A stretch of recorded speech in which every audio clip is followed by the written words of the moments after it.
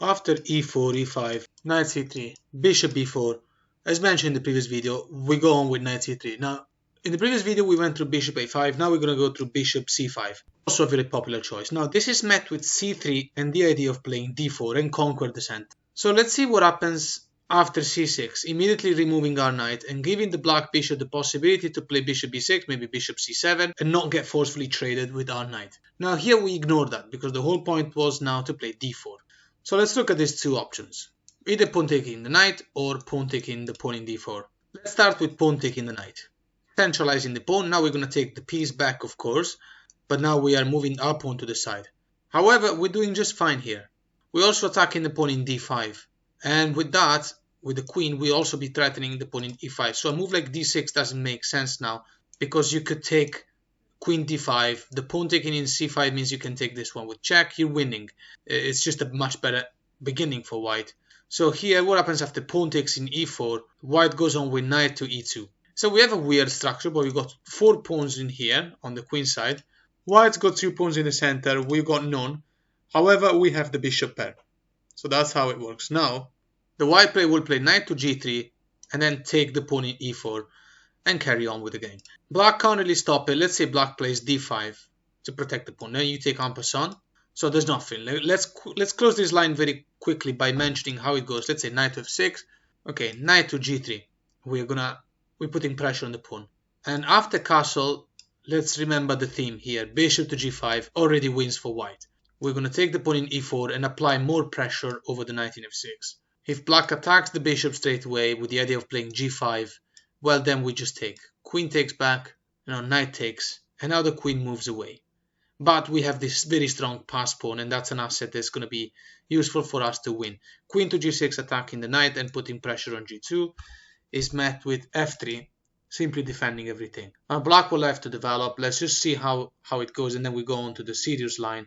This is just one of the bad lines I often show for you to understand how to exploit and what type of plan you're going to make with this specific setup. Knight to d7, then simply queen to d2, and after knight goes to f6, asking a question to this incredibly powerful knight. Surprisingly, you take, and after queen takes back, now d7 wins the game. There's nothing after bishop takes and queen takes, and the rook might attack the queen, but then you have an attack on b7. The king is not unsafe. The queen is not really threatening anything, so you might even play bishop e2, or bishop, well, it depends what you want to play the bishop, and then castle. There's nothing. White is just up a piece. So let's do it from the start. We're going to do the variation where, so after bishop e4 and knight d5, bishop c5, we're going to still do the variation where our knight is being attacked. So c6, okay, d4, and our knight gets taken. Okay, we take the bishop, and black takes our pawn. Knight to e2. Now earlier we went through d5.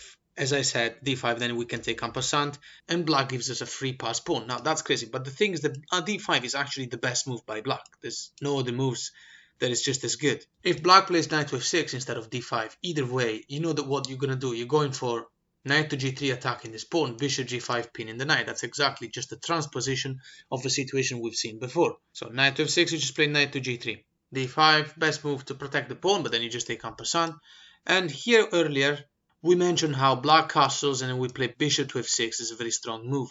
What happens if black plays the preemptive h6? So this is exactly a transposition as before, but instead of black castling now, h6 to stop that from happening. And maybe the black player will be able to leave the knight in f6, since we were planning to play bishop f6 and taking the knight. And the knight in f6 is preventing our knight to take the pawn in e4, and maybe black can hold things together for a bit. Okay, white goes on with bishop to c4, and after castle, black keeps developing knight to c6. White plays b3. The idea is that this bishop here in c1 doesn't really have much of a future on this diagonal because f4 is attacked, g5 is attacked, h6 is attacked. So bishop a3 might be also a good way for the bishop to become stronger, not to mention the fact that it would be protecting our very important passed pawn. So b3, and now after the best moves, bishop to g4 attacking the queen, trying to induce us to play f3, which would be a positional mistake. White plays, surprisingly, queen to d2 blocking the bishop. Is it really surprisingly? Of course not, because I mentioned to you a few seconds ago that the bishop was going to go to a3, so the queen is perfectly fine in d2. Pay attention to the setup.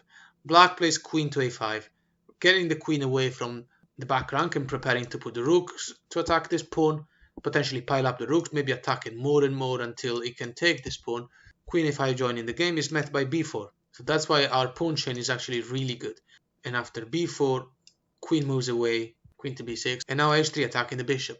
Let's ask a question to the bishop. Wherever the bishop goes, let's say for example bishop a5, but then you're attacking it, so you just take. And after knight takes back, simply rook to d1, supporting the passed pawn even more, and position is already evaluated as if white was up a piece. There's nothing here. If rook to d8, protecting the pawn a little bit more, then queen to e2 attacking the knight and targeting this pawn. Knight with 6, saving the knight and also protecting the pawn, is met with bishop to e3.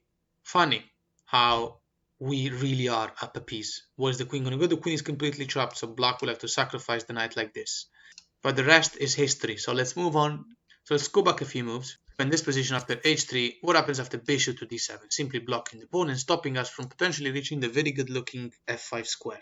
Okay, queen e2, putting double attack on the pawn, and we should be able to take it. Rook a d8, there's nothing else to do for this pawn, because even if you push it, you can take back with development of the bishop. Simply knight takes, queen takes. We're going to win because of our passed pawn, basically. And we also have a threat of bishop e3. Black cannot play f5 to attack our queen because the pawn is pinned. Moving the king away to allow black to do that is still met by bishop e3, winning a piece. So in this position, if knight to b8, for instance, looks like maybe the black player might be able to play queen c6, or maybe queen takes pawn. But now white just plays queen to e5, position evaluated over +4. This is not dangerous at all. If rook goes to e8, attacking the queen, queen to g3, with a threat on f7, still protecting d6. There's absolutely nothing here. We've got the bishop pair. Position almost +6. So let's move on to the other line. As mentioned here, e4, e5, knight c3, bishop e4, knight e5, bishop c5. So okay, c3. After c6 attacking our incredible knight, b4. So earlier we went through pawn takes knight and everything that happens next and see how to take it from there. What happens after pawn takes? Looks more normal, more natural. Take back. Obviously, taking the knight now gives birth to a very similar scenario to what we saw before, similar setup. So let's see something different. Bishop to b6. Before we do that, let's look at bishop to f8 in case you're thinking, what if black wants to preserve the bishop pair? And then as soon as the knight is forced to move away from c3, then the bishop might play bishop b4 once again and carry on with black's initial plan. Okay, bishop f8 is met with knight to c3. And after g6, the black player might not be interested in bishop b4. It could be interested, but then it's just wasting time. We already have a very good center. So that means if black really plays, let's say, bishop to b4, then the black player will have to admit that at the moment he has just given up these two pawn in the center. And he's just wasted a lot of time with his bishop. So let's look at this setup, g6. Okay, knight f3, bishop g7. And now we go on with the familiar move. For more information about this kind of setup, watch my videos about how to destroy the Pirt's defense. So h4 here is thematic. After d5, best move, h5. And now it's already too late for black to stop our attack on the king side.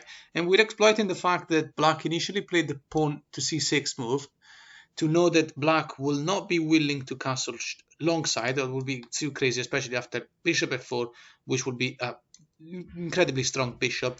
And the fact that h4 is the best move, not only because it's attacking the king side, which is the only side that looks the best side for black to castle, but also because h4 provides a shelter for the bishop whenever we want to retreat it to h2 if necessary.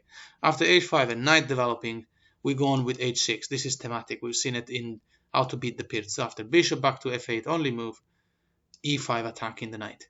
Let's see how to close this line now. If black plays knight to g8, double attack on this pawn, there is nothing because you got double defense on this pawn. So you're just going to play bishop e3. And again, I suggest you go and watch my videos about how to defeat the Pirt's defense, because this is literally a transposition of that. It's no longer a Vienna game. And in this position, if instead black goes knight to e4, which is the move I encounter more often, white goes on with bishop to d3. Thematic here, we got double attack, we just want to win a pawn. And this cannot be really defended properly. For example, f5 doesn't work to defend this, because you're going to win a pawn anyway. So take en passant, and when the knight takes back, queen to c2 already puts the white player in a condition of position evaluated +3, as if we were up a piece. Of course, we know that the idea is to play bishop sacrifice, pawn takes, queen sacrifice, producing a passed pawn. allowing the development of all the other pieces. When the king moves, we can give a check with the knight from e5 or g5. We have got the infiltration of the bishop. The king can castle alongside. So you're going to sacrifice this bishop for 2 pawns, but an incredibly strong attack. In this position, after bishop d3, knight takes, pawn takes, and after bishop to e6, developing, it looks like the black player might be able to continue on a normal game. And obviously bishop g4, by the way, would have been wrong because you don't care about the pawn here being opened up, since you already have a rook on an open file, and you're not going to castle the king. You just play queen to b3 targeting this pawn. If black does something about this pawn, then you can move the knight, save the knight, and then you can play moves like f3, g4. This bishop will be basically forced to go all the way back to d7 or c8. Again, this is not really that much of a Vienna game, more than it is a Pirtz game, so go and watch those videos for more insights about setup. After bishop e6, anyway, white goes on with rook to b1, targeting the weak pawn. This is typical when in the Pirtz or in the Caro-Kann or in the Scandinavian where they move the bishop, the light square bishop away, then you go rook b1 to target b7. So for example, knight to d7 here with development, rook to b7 is just the best move. Don't worry, it's not a poison pawn. If black plays b5, which is the more natural move we might be looking at, knight to g5 is the best move, threatening to simply win the bishop pair. So after bishop to d7, retaining the bishop pair, queen to f3, threatening checkmate, so it's already too late. Black's best option was to give up the bishop pair. Queen f3, and now we're threatening f7, so after queen e7, protecting that, a4, trying to infiltrate our rook. If black plays a6 to protect the pawn, and you just play rook a1, and you're going to take the pawn in b5. When that happens, you can't take back with the a pawn because you're going to take your rook. If he takes with this pawn, then you got this pawn in d5. So in this position, if black takes the pawn, it looks like he's producing a passed pawn. But now white just goes on with c4. And this is already winning. It's already been winning for a while. But now, of course, taking the pawn in c4 is really bad, because after you take back, you're going to have too much attack over f7 and on this diagonal anyway. What happens after a3 attacking? Trying to push the pawn forward more and more. The pawn is defended. It's attacked by the bishop, but it's defended by the queen. Nothing here. Just take the pawn here. You've got double attack over d5. And if the queen gets to go there, that's completely winning. So let's say queen here. Black can't just attack you with the bishop defended by the knight, because you can first take the knight and then the bishop. He also can't just develop the knight, because he will simply play bishop c4, putting more pressure over f7. The bishop can't just go to e6 to protect it, because you can take the knight for free. And here the goal is simply to play knight f7 with a crashing attack, position evaluated +6. So you can imagine how pointless it is as of right now to continue. And in this position, even if the pawn doesn't take in d5, allowing out a massive attack and just rather pushes a2 attacking the rook, we literally ignore it and just play d6. The queen is completely trapped. Well, if she goes away, then queen f7 is mate. The queen will be taken. And we don't even care about our rook being taken, because after you take back very quietly, everything simply remains here. The queen's got no access anywhere, so black will have to give up the queen at the cost of our rook. So let's do one more recap. Knight c3, bishop b4, knight d5. Bishop c5, c3. And then when they attack our knight d4. Okay, take is the variation we're looking at right now. And now let's go through bishop b6 instead of bishop f8 and the whole g6 setup that we saw before. Now here we take the bishop. And after pawn takes back, centralizing the pawn, allowing the rook to be on an open file. White plays the thematic, as you can remember maybe from the previous video, queen to g4. The dark square bishop is gone, so queen to g4 has to happen. Black's best move now is queen to f6, because you know what happens after g6. Very similar to the scenario we've seen in the previous video, so feel free to go and watch that. You know, there's the whole queen f3, bishop c4, the knight can't really ever go to f6 without being pinned. Just go and watch the previous video. So after queen to f6, let's see how to beat this scenario. White goes on with bishop to d3. The reason is very important, and this is something you see when you play against the Rubinstein. The idea is that if you play e5, you trap the opponent queen. Now, of course, not because queen e6 in this moment, but the bishop is attacking this diagonal, the bishop is attacking the other diagonal, the queen will be easily trappable. Of course, the queen can't really go and pick up the pawn in d4. That's a suicide. So in this position, let's just make a random developing move. Of course, d5 or d6 with an attack on the queen cannot happen because the bishop is undefended. You will just take it. Knight to a6 developing, maybe playing knight to b4 with an attack on the bishop, attacking c2, just to make an idea. Okay, simply pawn e5, and that's it. The queen's only move that doesn't lose the queen will be queen to e6, but then queen g7 loses the rook. and there's no compensation here for the black player. That's just the free rook. So in this position, you see how wrong everything goes after knight a6 or any other developing move. So let's see if instead black plays knight to e7 in order not to trap his own rook and make it able to move. Now again, the winning move is e5, and the only move for black would be queen e6. What are you going to do now? Queen takes pawn. It's not a poison pawn. After rook to g8 attacking the queen, the rook is protected by the knight. You're simply going to take in h7. There's nothing here. Black taking the pawn in g2. There's nothing. It looks like a very Vinegar type of situation. But now white simply plays knight e2. Position has been evaluated +4 for a while now. White's plan now is very simple. Well, obviously knight f4 now wins for white even more. And the funny thing is that black has got no moves. You can't really move this bishop anywhere, can't develop this knight anywhere that makes sense. And a move like knight to g6, stopping knight f4, doesn't make sense because queen g8 check. Well, knight going back doesn't work because you win the rook. So after king e7, knight to g3 traps the rook. So you can tell how many different moves lead to different disasters. So knight, instead of knight f4 this time, we're going to play knight g3 because black puts a knight to defend f4. And the black rook will be forced to sacrifice. You're about to play bishop to f1. Later on, you also have the idea of playing h4, h5. At the moment, position is +7, so you take it from there. Let's go back a few moves. So after bishop to d3, and let's see what happens if queen takes the pawn in d4. Okay, knight with 3, more development, attacking the queen. The queen will have to move again. Two squares we're going to look at. Well, queen f6 doesn't make sense because you're going back, and we're still going to be able to play e5. So let's look at two options. Queen taking our bishop for free is met by queen g7. There's nothing here, nothing to worry. Queen takes pawn with check, bishop to e3.